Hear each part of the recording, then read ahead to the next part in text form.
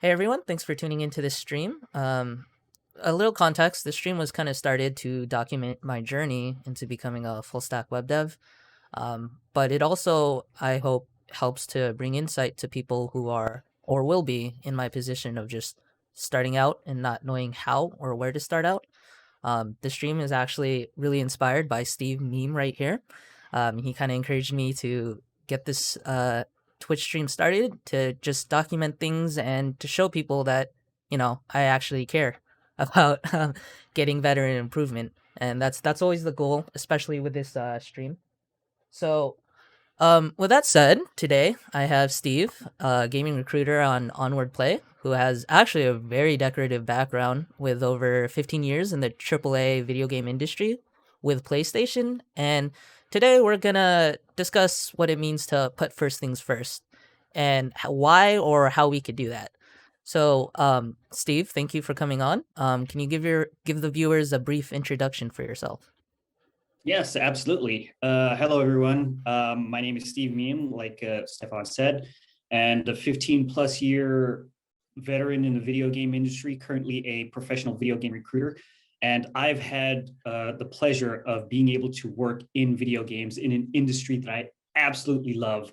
And my entire reason here is to help inspire people, video game enthusiasts, to find ways to get paid to do what they love. And I've been able to leverage my love for video games into so many amazing opportunities, including working at Sony PlayStation in my history. And I know how amazing it feels to go into a workplace that I absolutely love. And I want to be able to share some of the tips that I was able to use to progress in my career to help inspire others to kind of do the same thing. A little bit background for myself is born and raised in San Diego, California.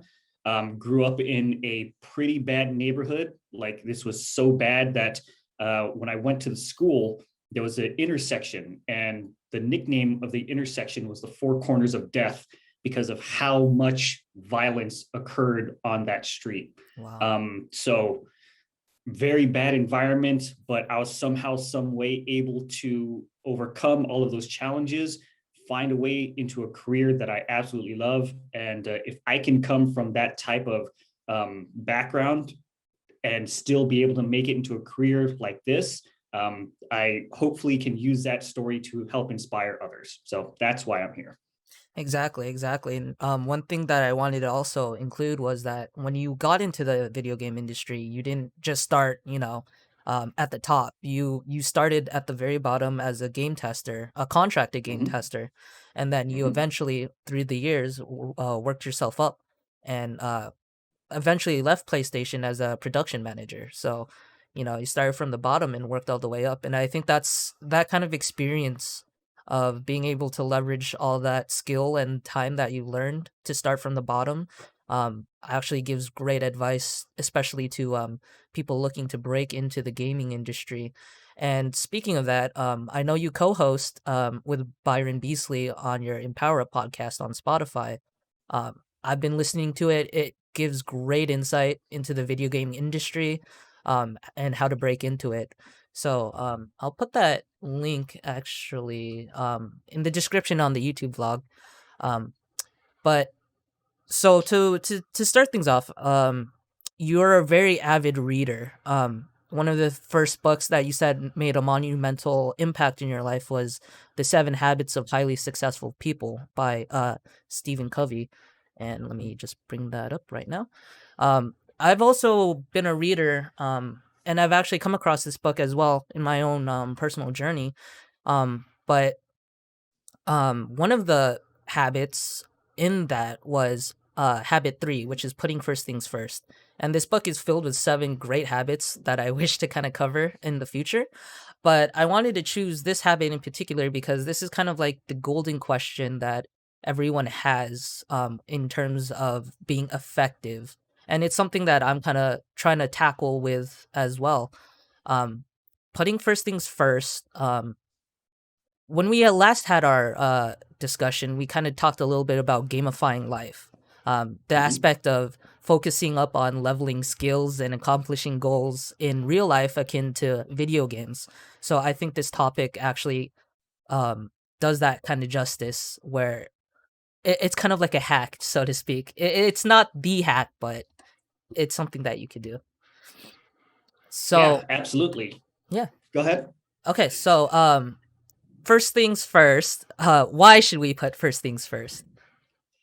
Well, putting first things first, by definition, it's how are you taking your absolute highest priorities and using your time, your energy, your focus, your resources towards accomplishing the things and to doing the tasks that are going to bring you the best results, right? Mhm.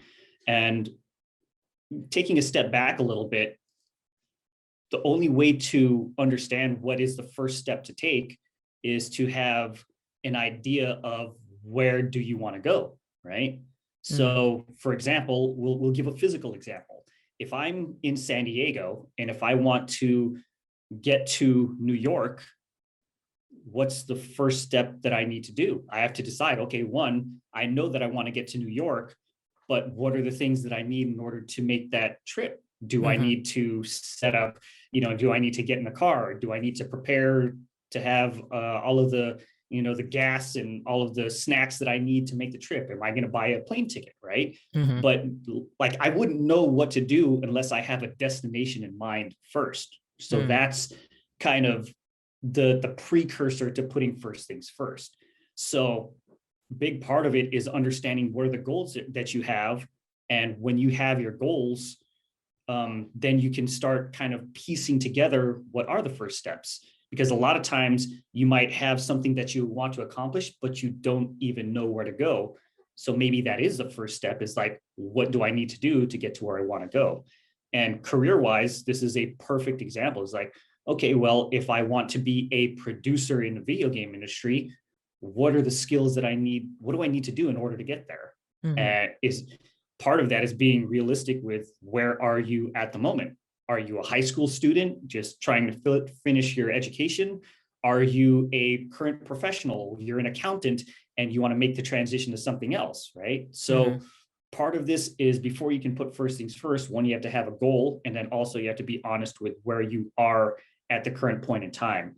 And then when you kind of have those two pieces of information, then you can start kind of uncovering from there what are the first steps. But maybe the first step is to figure out what your goals are. Mhm. So it's the goal, putting first things first. It comes into context with all of the other habits that are in there. If that makes sense. Definitely, definitely. That was a great way to kind of sum up the first two habits.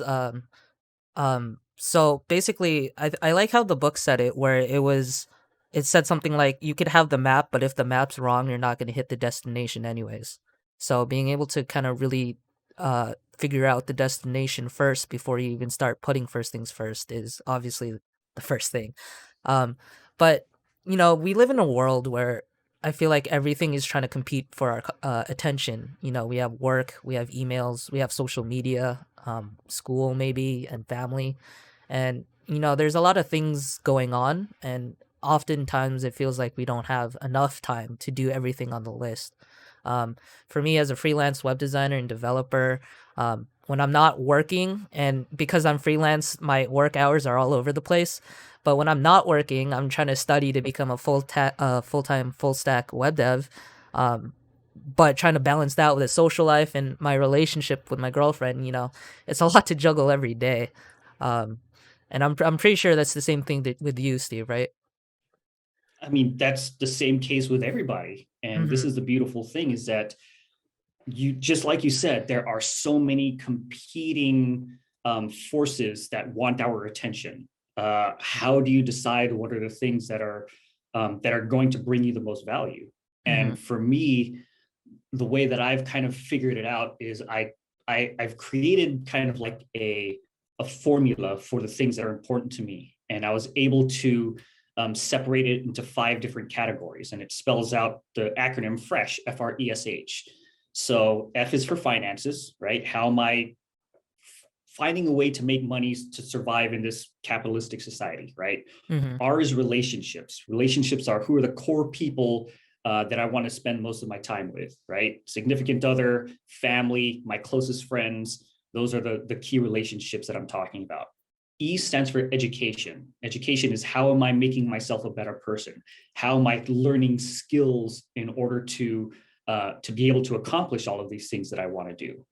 S stands for service, is how am I giving to the world in general? How am I making a positive impact on people's lives and making sure that I leave this world better than when I came into it? And then H stands for health. And that's my personal, physical, mental, and emotional health. Because if I don't have health, then I can't do anything. So in a high level, those are the things that are most important to me. And when it comes to putting first things first, I regularly visit, like, okay, what are the things that I'm doing to make sure that my finances are good, right? Am I budgeting? Am I making enough money? Am I setting aside money for retirement? Things of that nature. Relationships, right? I look at, oh, who are the people that I love the most and how am I spending time with them, right? Mhm. Education, like how am I constantly learning? Like how am I reading books or watching videos or even teaching things to other people because that helps me learn myself. Service is like, how am I volunteering? How am I mentoring others and helping them in their journeys? And then health is like, how am I exercising? How am I making sure that I meditate enough to keep my mind right? How am I making sure that I eat healthy and get in my cardio, my strength training, all those types of things. So now that I have the, like, at a high level, the FRESH is like, okay, what am I doing every day to help me, keep up to date with all of those important things, and then also keep room for things like playing video games and making sure that I have fun and am able to enjoy life. So that's the core that I've set for myself, and that's what makes sense to me. But for each person is different. So that's one of those things, is like putting first things first for me might be different from someone else. So the real thing is to understand what are, for you as an individual, what are the things that are important to you, and then how are you baking all of your activities into in every day into moving towards your goals in each of those areas. I really liked how you brought up the fresh paradigm. We discussed about it last time that we talked, and it was kind of really interesting and eye opening on my end to kind of see how you organize things into different sections. Because for me, for the longest of time, I always kind of divided my life towards work or school when I was still in school, and then like everything else. So, being able to kind of flesh out that sphere of everything else and putting it into distinct and actual attainable like goals in different categories. I kind of based off my own personal statement, kind of borrowing off and piggybacking off yours. But I'm still, like you said, it's different for each person, and I'm working on personalizing it and like kind of seeing exactly where I hold values. And I think that personalization is super important because everyone's not one size fits all, and everyone has different opportunities or different things that they need to put in front of others. So, for those that actually don't have a personal mission statement already set, I highly recommend you make one. Take the time, sit down, and figure out what values or what things that you want to work towards. But I like how in the book, the very first thing in the chapter was they asked you two really important questions that they kind of wanted you to keep in mind as you went through the chapter. And I'd like for you to answer this either personally or as a form of advice, Steve. But the first question was, what is one thing that you could do that if you did on a regular basis would make a tremendous positive difference in your personal life? The one thing that I can do is constantly focus on being a better me, Mm, because anything that I can accomplish has to be done through me, through my mindset. And the better control I have of my own actions, the better I'll be able to influence everything around me.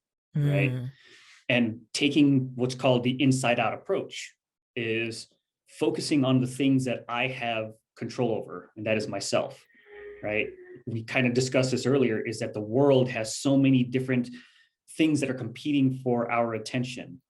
but it's up to me to decide how I want to spend my time, my energy, addressing all of those things. Right. So if I'm going to make a big impact on the world, if I want to help 100 people get a job in video games, it all starts with me, right? Mhm. How am I controlling my time and doing things that will push me towards achieving that goal?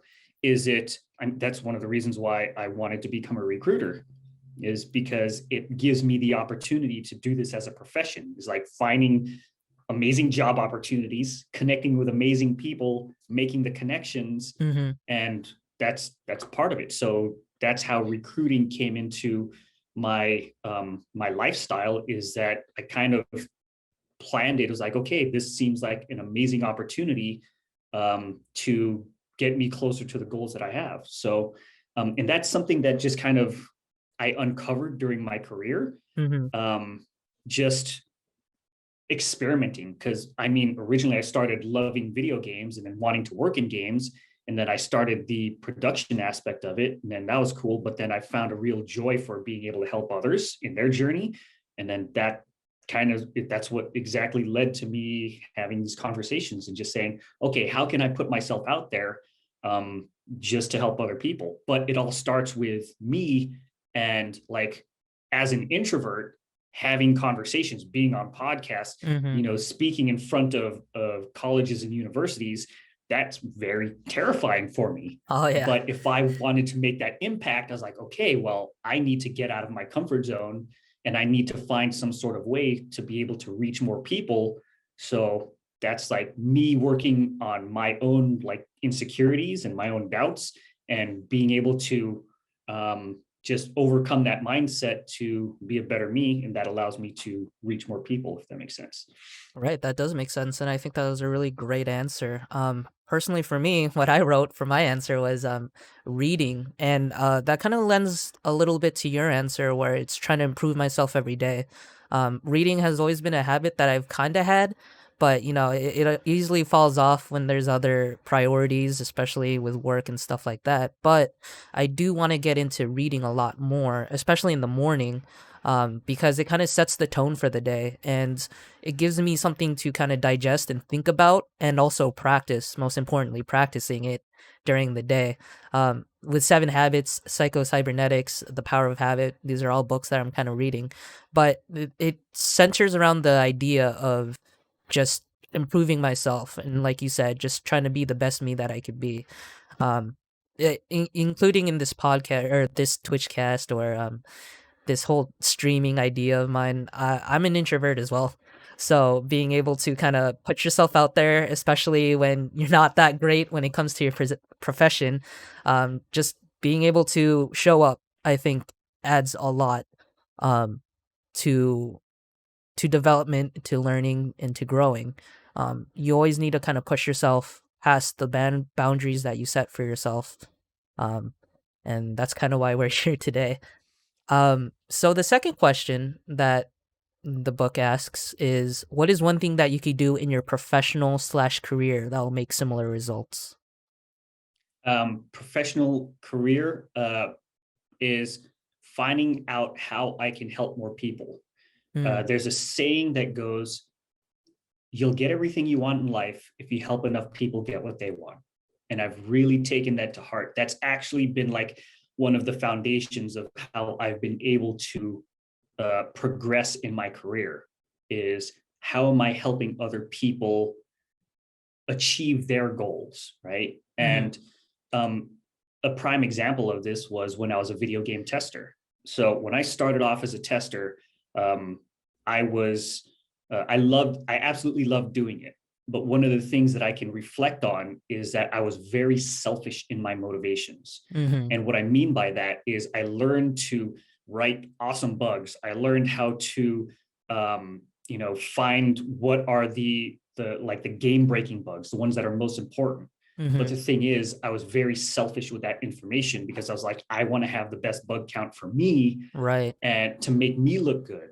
Mhm, And I was doing that, and I was getting recognition for that, but there was something missing, because I saw a lot of other people getting hired on and getting promoted, that had been there for less time than I had. So this is when I started getting into things like personal development, things like the 7 habits. And then I started to realize what were the mistakes that I was making. And the biggest mistake that I was making was being selfish in my motivations, in that I was just doing something for me, but not thinking about the performance of the team in general. Mhm. So when I had that kind of mindset switch, that's when I started mentoring incoming testers. And when a new person would come in, if I found a great bug, I wouldn't put it under my name. I would say, "Hey, new tester, look, I found this bug. This is the thought process that I had to get it. I want you to put this bug under your name so that you can learn what was my mindset when finding the bug, how to put the game, um, how to put it in the database correctly." And I would coach them through the whole process. So even though I wasn't getting credit for having that bug under my name, Mhm. that's when management started to understand, okay, Steve's understanding now that it's not just about him, that it's about how we function as a team. So that's one of the biggest mindsets that I had, is like, okay, helping other people, because not only are the testers getting better, we all perform better as a team, and then Mhm. management, they're managing a team that's higher performing, so that naturally allows those managers to get promoted, which opens up some spots for testers to get promoted into. So it's a natural kind of evolution where you help uplift the people above you, and that leaves more room for us to move into as testers. Mhm. And that's like, oh my goodness, okay. So when I started getting that positive reinforcement, that's when I just found ways to help other people. And that's what led to so many opportunities that I got, from working at PlayStation to having talks and being a panelist at Comic-Con, to being able to, speak in front of hundreds of people at different colleges and universities. Is just, all this stems from me just genuinely wanting to help other people. And then when I did that, it's like I get invited onto podcasts and things like that. What do you know? So it's weird, but like, just having that aha moment of, okay, helping other people, and then it's just a magical kind of mindset change, but so important. Right. I really like that answer too, because for my answer as well, it kind of revolves around people, and and when you look deeper into this question, it seems like most of the things that you can improve upon has to deal with people. It is always about a team game, and trying to help other people's more so than yourself. For me, my answer was to continue networking.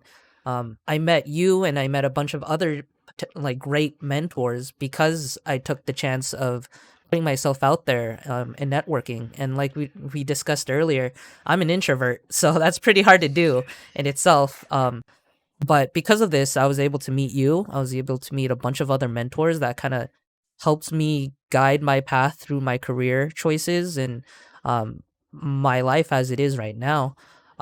One thing that really stuck out with me when we first discussed, networking, was that there was like three rules that you had. One of them was to make sure that they know you, which is essentially like being out there, like contacting people, letting them know that you exist, first of all. The second part is, having them like you to see if you're a compatible fit with the company, with the team, if you're a good person, if they could vibe with you. And then the third is, get them to trust you, to show that you're capable of handling whatever they throw at you, or to show that your trustworthiness is up there to be considered whenever those big opportunities come up.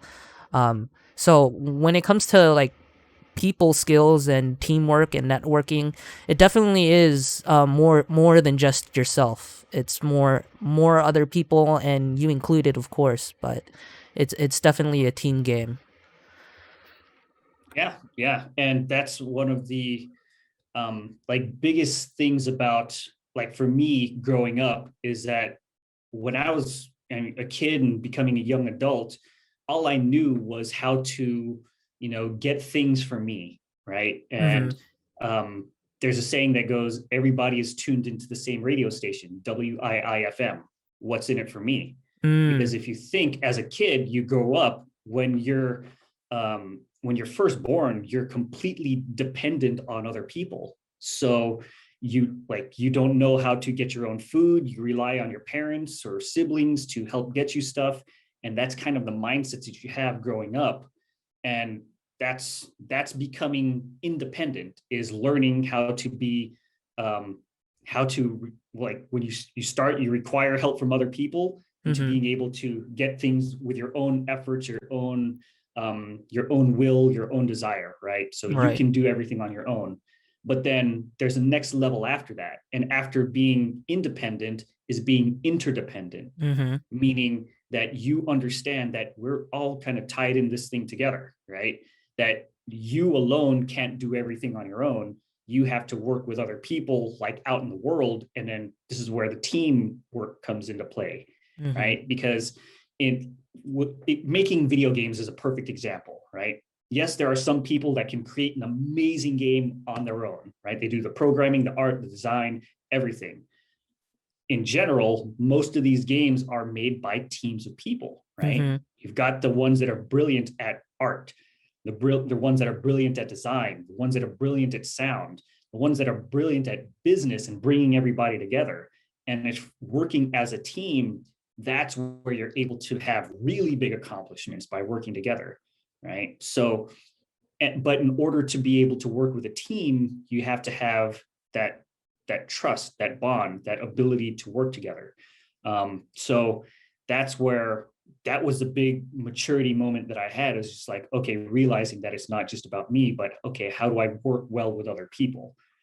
So now that I know, now I can do better, and I can take steps to being a better teammate, whether it's communication, candor, just being respectful to other people, and understanding that as individuals, we all kind of have our own internal mindsets and our own ways of how we view things. So my goal is to do my best to understand other people from their points of view. And then when I understand that, then I'm able to help them get what they want from their perspective. Mm-hmm. Mm-hmm. That's Yeah, it definitely is an interdependence, more so than independent or dependent. You always want to strive for that interdependence with other people. So now that we kind of tackled what is important, let's kind of dive into how do we put things first. Mhm. So this is a broad question, so we'll break it up into specificities later. But how do you kind of schedule your day, Steve? How do you tackle the important things? So first thing when I wake up is I have an affirmation for myself. Mm, And it's something that I repeat constantly to reaffirm what are the goals that I have. And this is my first time saying this publicly, but I'll go through the entire thing from beginning to end. This is like, when I wake up, first thoughts that go into my head are, I'm so blessed to open my eyes, to embrace this gift of being alive, and to have my loved ones at my side to play along in this game of life. We each uplift and empower and wisely use every hour to service our communities through our passions and abilities. And I envision this affirmation to walk the talk of my ambition with strength to reach worthwhile objectives and guided by humble perspectives. So as I step into this day, I build good habits as the key to live, love, learn, laugh, and leave a legacy. That's how I start every single day. wow. And that's me programming myself and brainwashing myself on what are the things that are most important. And then from there, I'm like, okay, now I'm ready to tackle the day, right? Mm-hmm. So from there, doing things like eating a good breakfast, because I've learned that, me personally, if I don't eat a good breakfast, I get very anxious. And it's just one of those things that physiologically that stuff happens, right? Mm-hmm. How your body and your physiology can affect your mood. So I've learned to have a good breakfast first, and that helps set the tone for the rest of the day. And then depending on how I organize my day from from my planning day in the beginning of the week, then I've got work, I've got how am I spending quality time with friends and family? Do I need to call up people? What are the important work tasks that I have to do? Am I getting gaming in somewhere? Am I getting Mm-hmm. some exercise in somewhere? and then making sure that I have activities that help me in each of those fresh categories. So then I, at the end of the day, if I review, like, okay, what did I do for my finances, my relationships, my education, my service, my health? So even if it wasn't like a perfect day, if I got something in each of those areas, I know I'm at least moving in the right direction. So Mm. that's a little bit of a like insight into a day in the life of Steve. That's pretty insightful, especially with the affirmation. That definitely sounds like it kind of programs you for the day and to make sure that, it's a conscious effort to make sure that you're going the right way. Um, that was really insightful. I'll probably try it out. I know I've heard about it a lot, with books and other people. Um, for me, I always whenever I tried it, I thought it was kind of cheesy, but if it works, it works. I mean, I'll definitely try it. I think I'll focus more towards what I feel is more valuable, rather than kind of saying the things that I want to hear myself say. But thank you for that. Is there any structure when it comes to that? Do you have like a schedule, or do you live by a planner? But it's just those 5 goals that kind of just make sure you hit them every day. So there, like, I love having the the flexibility of understanding what are the things that are most important, but then the schedule really helps come into play when there are things that need to be done at a certain time. Mm-hmm. So I use Google Calendar, I use Microsoft Office. Those are the things that help keep tabs of things that have to happen at a certain time. So for example, conversations with other people. When I need to do something, especially with somebody else and coordinate, that's where the schedule really comes in handy. But if it's just things that I need to do on my own, like studying or reading or whatever, or listening to audiobooks, that's when I can kind of fit into other activities. So, for example, like whenever it's time to do the dishes, a lot of times dishes time is audiobook time. So I'll be Mm, able to get some housework done and also be able to empower myself and learn. Right. So that's something that I do is like what I call 2-in-1s. So I right. mentioned the fresh acronym. Mm-hmm. So another thing that I do is see how can I do a single activity that helps benefit in multiple categories, right? Mm-hmm. So, for example, exercising with loved ones. That's me spending quality time with people that, the key relationships, plus improving my own personal, physical, and mental health, right? So, finding opportunities like that and then putting that into the schedule, that's how you can be more effective in the way that you use your time and resources. So, yeah, like schedules. I'm a fan of schedules. I'm a fan of also having areas where it's flexible to be like, okay, this is my free time, however I want to use it. And then like that's the balance that's been effective for me so far. Thank you for that insight. The chapter itself kind of focuses a lot on the Eisenhower matrix, and weekly planning. And for me personally, I've never really tried that. I've heard about the matrix and I've tried weekly planning, but I've never really dove into it. So as I was going through this chapter, I kind of wanted to experiment a little bit with what I could do, following this. And for those who don't know what the Eisenhower matrix, it's on the screen right now. It kind of divides, um, activities into 4 different categories. The first two being urgent or not urgent, the second two being important and not important, and then it breaks it into quadrants. Quadrant one is urgent and important. These are kind of like your crises, and this is what you should focus on at the moment because it's the most important. Urgent Quadrant 2 is not urgent and important, and this is kind of like the golden quadrant you kind of want to focus to be in. You want to work on the important things before they become crises. Quadrant 3 is urgent and not important. This is the quadrant where you should delegate the work. It's kind of like chores or kind of like small work that other people could take care of for you, so you could spend more time on important things. And then quadrant 4, where I think a lot of us kind of spend a lot of our times in, especially me before, was not urgent and not important. You want to delete these activities from your schedule because they don't move you forward, or they don't tackle the important things that you should be doing.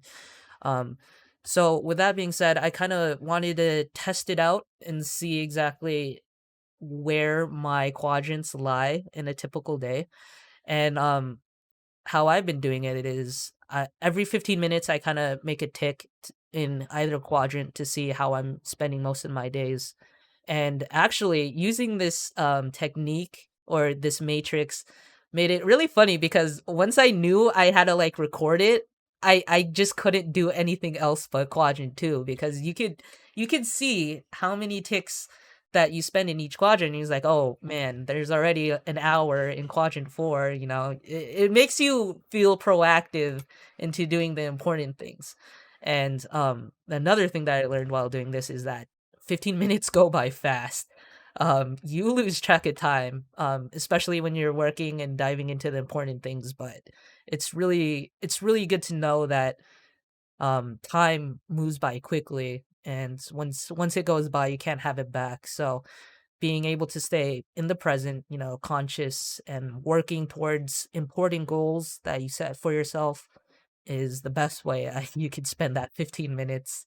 The other half of it was weekly planning. And for me, I've always kind of lived on a planner. I always wrote down everything. In the past, I used to try to keep everything within an hour. I try to be so strict with that hour mark. Um, but daily planning is great, but it loses that kind of context that weekly planning has.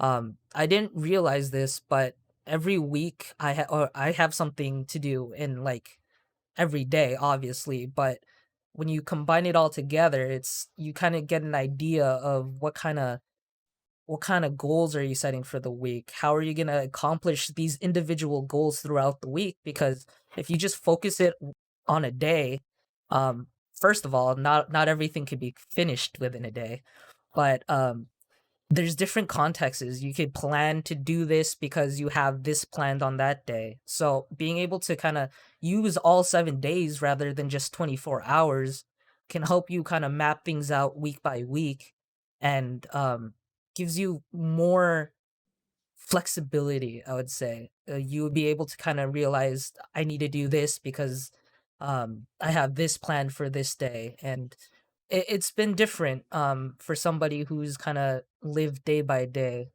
Weekly planning definitely was new. I would give it a try if you guys are interested in that. But it definitely is a different way of trying to figure out exactly how you should be focusing on your time. Um, so super, super in depth and incredibly, incredibly cool to kind of experience it for myself. Um, Another question I kind of want to give to you, Steve, is how do you guard your time when somebody requests you to do something that you don't consider as meaningful or important? Because I feel like this is usually what gets us throughout the day. Um, People asking for favors and errands and stuff like that you didn't plan beforehand. So Mhm. if you consider it as not as important or not as essential, how do you kind of protect your time? Um, Part of it is just being upfront and honest with other people. It's like if they want me to do something, I'm sorry, I have prior commitments. No, I won't be able to help you out this time. I'm so grateful that you would think of me to help you out in this situation. It's just I've got other priorities that I need to focus on at the moment. So being able to do things like that, and that's another thing where having a budget of how you budget your time Mm, is can be extremely important, right? So if I with regards to things like service is right, how am I budgeting time to be able to serve a greater purpose? And that's where I can put that into my schedule. So if I say, okay, in this week I want to have 2 hours to commit to just being able to help somebody else out, right? That's where I will put it into my schedule. That way I can still have it that I'm helping somebody out, but it's going to be at a time and place where I can fit it into my schedule. And then I prioritize all of the other things that I need to do. Right. Because mm-hmm, coming from an inside out perspective, I have to make sure I take care of my priorities. Because if I don't do that, then that's going to, the consequences is I'm going to be paying for that at the end. Right. right. So I just have to be clear with what are the things that I need to do first, And then once I have that in place, then everything else falls into place. So with time, yeah. So if I have a certain amount of time that I can use to mentor other people or to go to a volunteer organization to help build homes or whatever, I'll put that into my schedule. But outside of that, it's like, maybe not. Mhm. Same thing with money is like the money that I have a certain amount that I set aside for donations, for putting into whatever worthy causes that I feel that I want to, or I can just use that as gifts, but it's like money that I set aside to give and help uplift other people. So budgeting is a really big part of not just time, but also money as well. Mhm. I think being upfront and honest, especially, is the best way to kind of handle that situation. Um, I know a lot of people have trouble with kind of being honest and upfront, especially when it comes to important people. Um, the one phrase I've been using to kind of protect my time, especially when it comes to my clients, because you obviously can never really flat out say no, is that, can I call you back in X amount of minutes? I'm working on finishing something. And with that phrase, it kind of accomplishes a lot of things actually. Um, Giving them a set time that you're gonna call them back and letting them know that, you are important and I want to hear what you have to say, but also like, I'm working on something, but I also want to hear what you have to say. So I'll call you back in this minute. Kind of gives that impression of, okay, they want to hear what I want to say, and they're not just blowing me off. But Mhm. also giving the example of, like, I'm working on finishing this website implementation, for example, for my example. It gives them a very um it gives them an idea of what I'm working on. So it's not like I'm free and I could do whatever you want me to do, or like I'm not busy. I'm obviously busy and I'm working on this specific thing. And Mhm. the last thing that this phrase does that I really, really appreciate is that it gives people time to kind of consider the request. And it's kind Mhm. of a really sneaky way of letting people consider whether or not, what they're asking is important. Because if I tell them that I'm busy and I'm working on something, but I'd like to hear what they have to say, and they think to themselves, this isn't exactly, as important as what he's working on, or maybe this isn't something that he could tackle, I could probably give it to somebody else, kind of thing. It Mhm. it helps me help them kind of decide whether or not they should still continue giving me the task. So I think being able to be upfront and kind of guard your time proactively is a great way to make sure that you stay on schedule, or you're focusing on the important things rather than kind of delegating your time. And I do like what you said about your budget. Look, budgeting your time, it was, I don't know, something clicked with me there when you said that. But you think budget with money, but budgeting with time is just as important as a resource. So wow. um so these days, we can't get to everything that we have plans, unfortunately. Um, and if anything comes up, or your plans get kind of shifted a little bit, do you reschedule your plan? I know that you have the 5 goals that you have to hit, but if you couldn't hit one of them, do you kind of like reschedule everything, or do you reschedule the next day? Do you have a backup plan, or do you kind of just live things day by day and be like, oh well, I'll try to tackle it next or tomorrow or something like that? Yeah, like rescheduling happens all the time.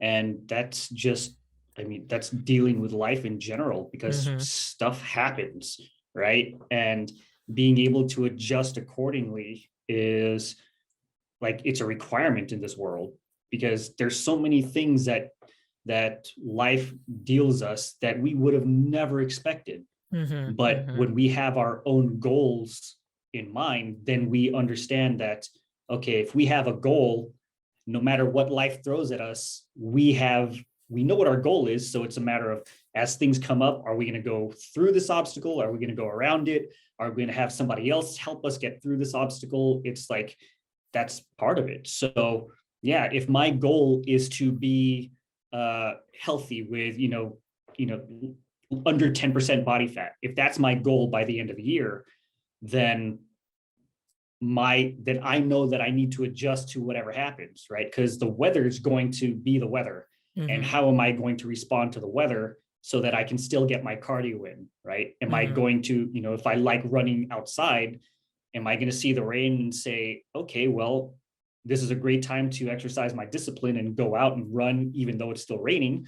Or am I going to change it up and say, you know what, I'm just going to stay in the house and play Beat Saber, right? Mhm. So when you have the goal in mind, then as things come up, then you adjust accordingly, right? So if I need to take a business trip to Arizona, it's like, okay, well, how am I going to get my exercise in while I'm there, right? I'm not going to say that, oh, well, I'm not in San Diego anymore, I can't exercise. I got to figure something out. So adjusting on the fly all the time, and it's Mhm. just like, I'm not perfect by any stretch of the imagination. I make tons of mistakes every day, but part of this is just looking back and forgiving myself for making mistakes because I'm human. And then say, you know what? Well, I'm going to learn from this and then I'm going to move forward. So, Right. One thing that I really liked that the book talked about was being like focusing on effectiveness with people and efficiency with things. You can't expect people to fit your schedule, and whenever you have to like have a hard conversation or you're meeting up with friends, or for example, you can't really just be like, all right, well, I have a meeting in like 10 minutes, so like I gotta go, or you gotta like disassociate yourself with like enjoying your time because you have something else like prioritized in your mind. That quote itself really stuck out to me with being effective with people, because as somebody who, lived on a planner and scheduled every 30 minutes of his life trying to like accomplish things, whenever it came with people, I was always severely underestimating the amount of time I was spending with them. And it's not because like I want to be efficient. It's just, it's just what happens when you're trying to like bond with people or having discussions. Things take a lot longer than expected.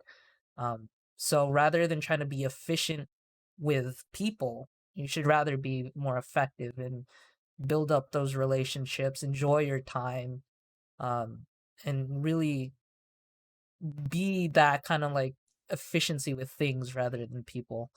Um, but like you said, everything can't be plans within a day, and you never know exactly what might happen throughout the day, and it's just all about being able to be flexible. But at the same time, not trying to beat yourself up for not being able to accomplish everything on that list. Um, you got to make sure everything important is on that list first, but um you can never know what happens, in being able to be flexible and seeing where you could kind of cut corners where you could do two things at once. But I think just being able to be kind to yourself when you're not able to kind of work on everything, but at the same time you can't, just give yourself a pass every day. So it's definitely that balance kind of thing. And I guess this kind of leads into the next question, about burnout. When should you prioritize health over like a schedule or trying to get things done? Does it get easier over time, or how do you approach a heavy schedule, Steve? I mean, I do my best to approach a heavy schedule by understanding what things are really heavy, right? Mm-hmm. So, for example, if there's a ton of work to get done, right? What's the good? What good am I as an employee if I'm unhealthy, if I'm sick, if I'm exhausted, if I'm unmotivated? Like, how good of an employee can I be, right? Mm-hmm. Not that And great. yeah, exactly. Like my focus is going to be off. So that's why I need to prioritize my health, right? Because what are the natural consequences of not being healthy, right? And then the thing is, if there's work to be done, okay, if something happens and if I'm no longer able to work, is the job going to take care of my family? No, I'm going to be taking care of the family. You know what I Mm. mean? Mhm. So having the overall context into things that are actually most important, right? So, but that's one of those things where I can make that decision because I've decided what are the values that are important to me. I've decided that, right, it's not just about work on its own, it's not just about family on its own, it's all of these things combined. So something about my I mentioned fresh is like the mission statement that I have is that my mission is to lead others to be fresh, BEFRESH. And then the BE stands for having balance and excellence in Mhm. each of those categories. So it's not just about one thing or the other, it's about how am I having all five of those things, right? Mhm. Because there's natural consequences. Like if you don't have your health, how are you going to make money, right? How are you going to have a career? Right. Not possible. How are you Yeah. going to learn if you can't even focus and pay attention, right? If you're severely depressed, right? How can you learn? You can't. How are you going to have meaningful relationships and being able to spend quality time if I'm stuck in a bed sick all day, right? Mhm. So that's why like the health is kind of like priority, like that's number one priority. Right. And then all of the other stuff is just like, okay, well, what happens if I'm focusing only on health but not making money? If I can't pay for bills, right? Mhm. How does that affect everything else? So it's just a matter of me saying, okay, these are the things that are important and how am I fitting them all together, right? So that's where I have to make hard decisions where, okay, if, a company is asking me to work overtime, am I going to work? Right? Do I need to? Or like what are the consequences if I decide to spend an extra 20 hours at work and neglect my family? Right. Right. So that's just one of those things is like you have to be honest with where are you in your life, because there was a time where I was spending less time with family and more on work, Mhm. right? Because that was just my personal goals. But I let my family know it's like, hey, you know what? I'm going to be doing my own thing for a little bit. It's not that I'm ignoring you. It's just that I've got certain things that I want to focus on for the meantime. So having that discussion with them, you know, but that's my life, and like that's the decision that I made, and I live with the consequences. So as long as I'm okay with the consequences for my actions, then everything falls into place. That's a really great point that you brought up, especially when it comes to having the discussions with other people. Whether it work or family, you need to kind of be able to voice how you're feeling to the people that it affects, because like you said, your health is basically what is able to have you work to begin with. So you gotta the book kind of goes over P and PC balance. Mhm. You gotta protect your machine to get the output that you want, and the machine being here is your body and your mind. You gotta get those right before you can focus on everything else, because that's what sustains you over time. And I feel like in this generation, especially when I was in college, everyone was like pulling all nighters and like throwing their health to the side because of studying or because of tests and stuff like that. And I feel like that is exactly what kind of like leads to burnout, or people who are severely like stressed out. And it's really hard to watch nowadays, seeing people kind of be like, no, I have to go to work because they if I don't, I'm gonna get fired or something like that. So definitely being able to prioritize your priorities is great advice. Um, so yeah, that covers all my questions, Steve. Thanks so much for taking the time to be here. Is there any way people can reach out to you if they want to kind of get to know you? Yeah, absolutely. I'd say best way to find me is to be on LinkedIn. So you can find me SteveMeim on LinkedIn. And then we also have the Empower Up podcast on Spotify with myself and Byron Beasley. So those would be, if you want to connect with me there, that would be best. Right. Yeah. And again, guys, if you're looking for any insight into video game industry, then Power Up podcast on Spotify. It's really good. definitely highly recommend it. You guys should check it out. I'll have the link again in the description of the YouTube video. Um, it's it's mind blowing how they kind of have guests from various aspects of the video gaming career, kind of just talking and giving a really human insight on video games because obviously video games are meant for people. But yeah, thank you, Steve, and thanks for everyone that kind of watched this video or joined the Twitch stream. I hope this discussion was kind of helpful, and if you have any suggestions for future topics for me to cover, leave a comment on the YouTube video or reach out to me on LinkedIn at Stefan, Stefan Dangoy, Dangoy. And everyone, thank you for watching again. And remember that you guys matter and you have something in you that only you could provide to the world. So make sure you share them with others and the world in any way possible. And yeah, thank you guys. Peace.